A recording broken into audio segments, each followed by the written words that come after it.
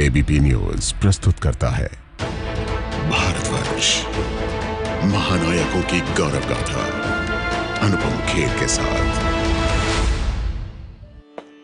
भारतवर्ष की यात्रा जारी है। महात्मा बुद्ध, चाणक्य, सम्राट अशोक, आदि शंकराचार्य जैसे व्यक्तित्वों की आभा चमक को हमने महसूस किया। अगले पड़ाव पर आज हम ऐसे व्यक्ति की विराट छाया में खड़े हैं जिनके नाम का अर्थ होता है महान। नमस्कार, मैं अनुपम खेर। भारतवर्ष की इस अद्भुत और विराट यात्रा में आपका स्वागत है। मैंने कहा आज हम एक ऐसे व्यक्ति की विराट छाया में खड़े हैं जिनके नाम का अर्थ होता है महान। कहते हैं पेशे से वो बुनकर थे, कपड़ा बुनने का काम करते थे, लेकिन अपने समाज के लिए वो ऐसी बातें बुनकर कहकर चले गए कि आज उनके बगैर भारत की कहानी अधूरी है। एक बात और, वे व्यक्ति आज से 600 साल पहले हुए और उनके बारे में यह भी कहा जाता है कि अगर आज वो होते तो ना जाने कितने मुकदमे हो गए होते उन पर। जी, उन्हें कबीर कहते हैं। चलिए इस बार भारतवर्ष में कबीर को ढूंढते हैं, खुद में, अपने अंदर कबीर को ढूंढते हैं और कबीर में खुद को ढूंढते हैं। अरे धीरे धीरे रे मना। मुझे लगता है कबीर इनके अंदर भी है, कबीर इनके अंदर भी है। कबीर में ना अमीर है ना गरीब है। कबीर हर इंसान के अंदर है, बट उसको बस पहचानना है।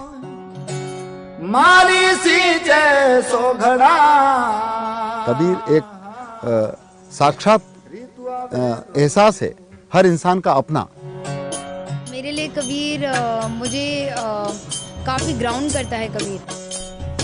कबीर एक वे ऑफ लाइफ है बेसिकली। हो जरा हल्के गाड़ी हाथों मेरे राम दा। कबीर कबीर कबीर। हो जरा धीरे धीरे गाड़ी हाथों मेरे राम गाड़ी वाला।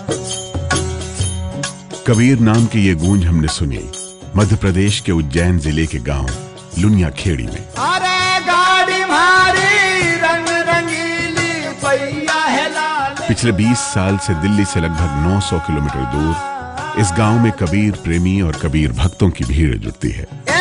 गाड़ी मारी रंग रंगीली पैया है लाल गुलाल। मैं फिल्म एडिटिंग करता था, मैंने अपना काम छोड़ दिया। उनका इतना प्रभाव हमारे ऊपर पड़ा।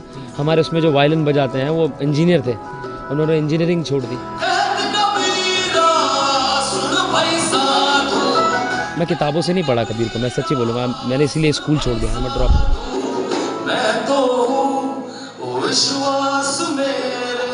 When you stop being the center of your own world and when you realize that you're part of a bigger community, I think it's a great feeling to be part of something bigger than yourself. So I think that's what I felt. Kabir के शब्द और सुर में डूबने के लिए लोग हजारों मील की दूरी तय करने के लिए तैयार रहते हैं। अरे लाली देखन में गई तुम्हें भी हो गई लाल। लेकिन इससे पहले कबीर की चोट लगती है। ये चोट ऐसी है जिससे लगने पर आनंद का अनुभव होता है।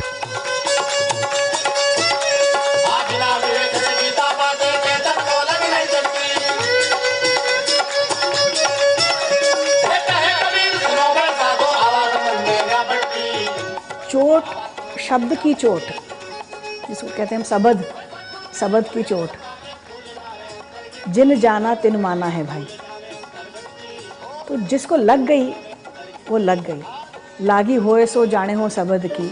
कबीर को कुछ लोग भगवान मानते हैं, कुछ भगवान का अवतार, कुछ लोग फकीर, दरवेश, कुछ लोग कबीर को भगवान राम का भक्त मानते हैं, कुछ लोग उन्हें निर्गुण संत मानते हैं, कुछ सतगुरु तो कुछ लोग कवि मानते हैं।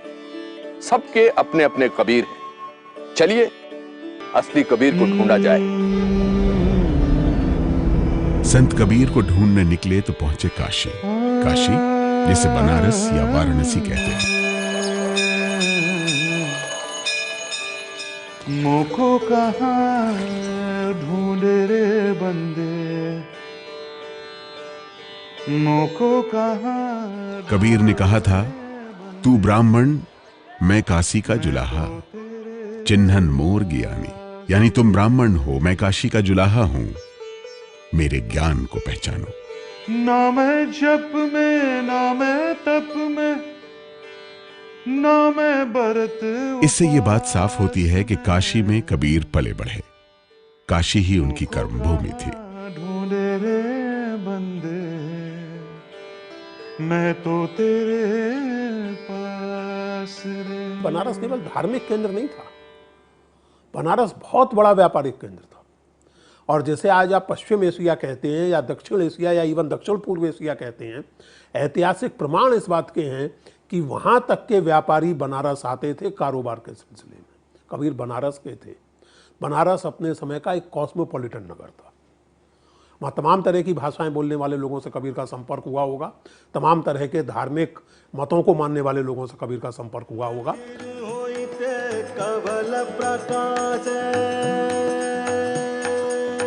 काशी के पास लहरतारा तालाब है जिसमें कमल के फूल उगा करते थे। कबीर से जुड़ी कहानियों में लहरतारा तालाब और कमल का जिक्र आता है। अब तालाब का एक हिस्सा ही बचा है और बाकी तालाब को पाटकर कबीर मठ बना दिया गया है। मठ के भीतर बने मंदिर की यह मूर्ति कबीर के शुरुआती जीवन के बारे में बताती है। इस मूर्ति में नवजात कबीर को कमल के फूल पर लेटा हुआ दिखाया गया है। अब यहीं से कबीर को लेकर अलग अलग मान्यताओं की शुरुआत होती है। प्रचलित लोक मान्यताओं के मुताबिक कबीर को एक विधवा ब्राह्मणी ने जन्म दिया था। वो नवजात शिशु को लहरतारा तालाब के पास छोड़ गई। नीरू और नीमा नाम के मुसलमान जुलाहा दंपत्ति उस बालक को अपने घर उठा लाए और उन्होंने ही कबीर को पाला पोसा। कुछ कहते हैं कि वो विधवा ब्राह्मण की कोख से पैदा हुए और वो फेंक गई और उन्होंने उठा लिया। जो इंसान ने, शायद मेरा जहाँ तक ख्याल ये कहा कि वो विधवा ब्राह्मण की कोख से पैदा हुआ, तो उनको ये तो मालूम था कि विधवा ब्राह्मण की कोख से हुआ, तो उनको ये मालूम नहीं था कि वो विधवा ब्राह्मणी कौन थी। ये भी तो बता सकते थे लिखने वाले ने। लिखा लिखी में जो बात बनती है उसमें कहीं ना कहीं गड़बड़ हो सकती है। कबीर पंथ की एक दूसरी धारा के मुताबिक कबीर लहरतारा तालाब में एक कमल के फूल पर बाल रूप में प्रकट हुए थे। वो अविगत अवतारी हैं। कबीर साहब इस लहरतारा तालाब में कमल पुष्प पर बाल स्वरूप में नीरू और नीमा को प्राप्त हुए थे। इसके लिए गरीब साहब की एक वाणी आती है इसके संबंध में। गगन मंडल से उतरे सतगुरु सत्य कबीर, जलज माहि पौड़न के सब पीरन के पीर। कबीर अवतार थे या कबीर कमल के पत्ते पर तैरते हुए मिले या कबीर किसी तरह अवतरित हुए। देखिए, इस बात को हम समझें कि ये कहानियाँ ऐतिहासिक तथ्य की व्यंजना उतनी नहीं करती जितनी की एक सांस्कृतिक सोच की या किसी व्यक्ति से जो आप उम्मीद करते हैं उसकी। ए जी पानी केरा बुदबुदा आसमान उसकी जात। कबीर के जन्म से जुड़ी तमाम बहस अपनी जगह मौजूद है। कहीं कहीं इस बात का जिक्र आता है कि कबीर का जन्म स्थान काशी नहीं बल्कि बस्ती जिले का मगहर और कहीं आजमगढ़ जिले का बेलहारा गांव है। वैसे कबीर को इससे कोई फर्क नहीं पड़ता कि उनका पालन पोषण करने वाले किस धर्म के थे। वो मुसलमान थे या हिंदू, तुर्क थे या सनातनी। ये सवाल कबीर के लिए बेमानी है, लेकिन समाज में क्या चल रहा था और क्या चलता आ रहा था, इसको लेकर कबीर किसी को भी छोड़ने वाले नहीं थे।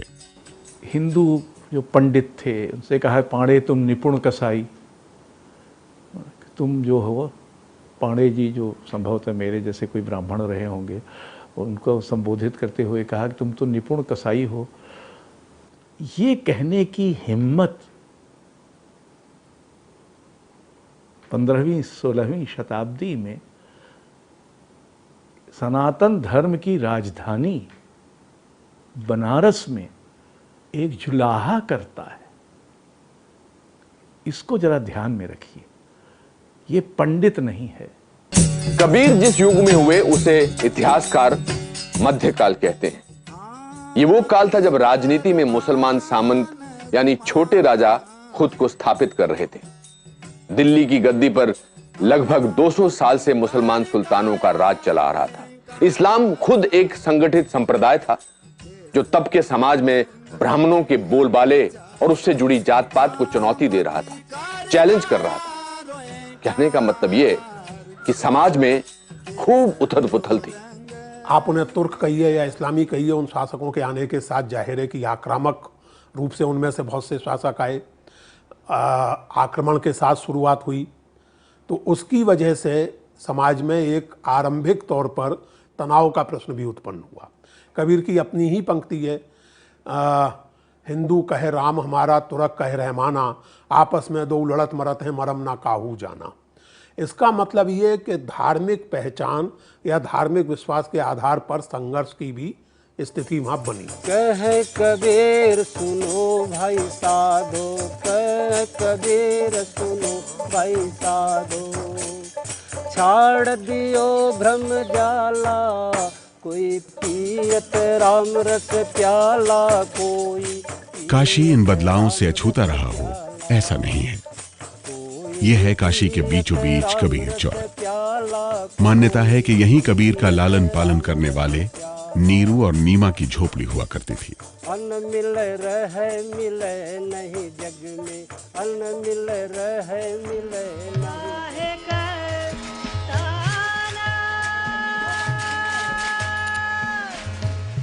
कबीर के जमाने में ताने बाने की मध्यम आवाज के बीच नीरो नीमा के घर कबीर नाम की गूंज रहती थी। कबीर एक अरबी शब्द है जिसका मतलब होता है महान।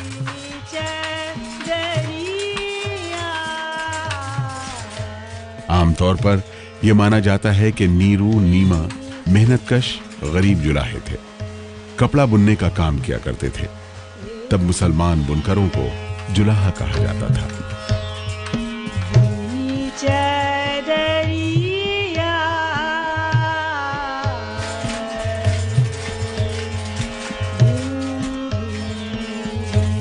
कबीर जब बड़े हो रहे थे तब के हालात की आज सिर्फ कल्पना ही हो सकती है। हालात तो खराब थे ही, उस पर से कबीर के तेवर ने मुमकिन है कबीर और उनके परिवार की मुश्किलें बढ़ा दी होंगी। हिंदी के कथाकार और नाटककार भीष्म साहनी ने अपने मशहूर नाटक कबीरा खड़ा बाजार में तब के हालात की तस्वीर खींची है।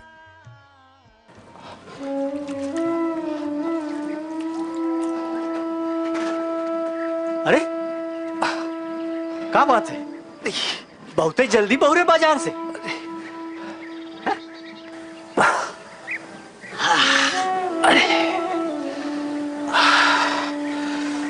अरे हमार कबीरवा मिला रहा, उका कोनो माल उल बिका कि नहीं?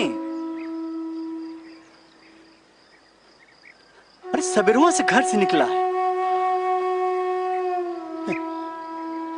ये माल तोहरे है ना, वही दिए है। कबीर? अरे कबीर तोहे काहे माल दिया? वो तो इके लेके बेचे खातिर गया रहा बाजार में। अरे कह रहे घर पहुंचा देना, और एक संदेशा भी दिए है कि शाम तक घर आ जाएंगे। हाँ। अरे कहाँ मिला रहा तो के? कोतवाली बाजार के पास खड़ा रहे, बहुत मजमा भी रहे वहां। का? फिर से कोनो? अरे हम सर्राफा बाजार से निकल के मस्जिद की तरफ जा रहे, वहीं देखा काफी मजमा इकट्ठा किए रहे। वो क्या कर रहा था? अरे वही बक झकझक, कुछ लोग समझ लेते सह लेते और कुछ लोग नहीं सह पाते हैं। हाँ। अरे छुपा काहे रहे हो हमसे? सच सच बताओ ना कि वो कहा क्या? अरे बड़े महंत की झांकी सवारी निकल रही, और वहां महंत के आदमी के लौंडे को डंडे से मार रहे, और कबीर बीच में कूद पड़ा और वो लौंडे को छोड़ के कबीर पे पिल पड़े। और कुछ देर पहले वो एक मौलवी से में उलझ रहा है। क्या कहत रहा है वो? अरे अरे का तुम तो जाने तो कौन सा जुग जमाना आएगा। लो सुन लो अपने बेटुआ की करतूत।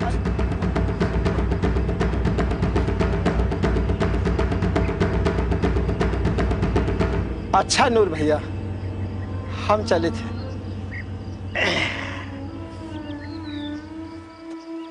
कबीर ने जो समाज में देखा उसमें तरह तरह की विषमताएं थीं। कौन किस जाति में जन्मा है वही भाग्य तय करता था। व्यक्ति के बड़े या छोटे होने का मापदंड उसका जन्म कुल ही रह गया था। ब्राह्मण चाहे जितना दुराचारी हो सामान्य था, दलित चाहे जितना भी सदाचारी हो नीच समझा जाता था। कबीर ने इस आधार को नाकार दिया। कबीर ने कहा, जाति पाति पूछे नहीं कोई, हरि को भजै सो हरि को होय। यानी ब्राह्मणों को सीधी चुनौती।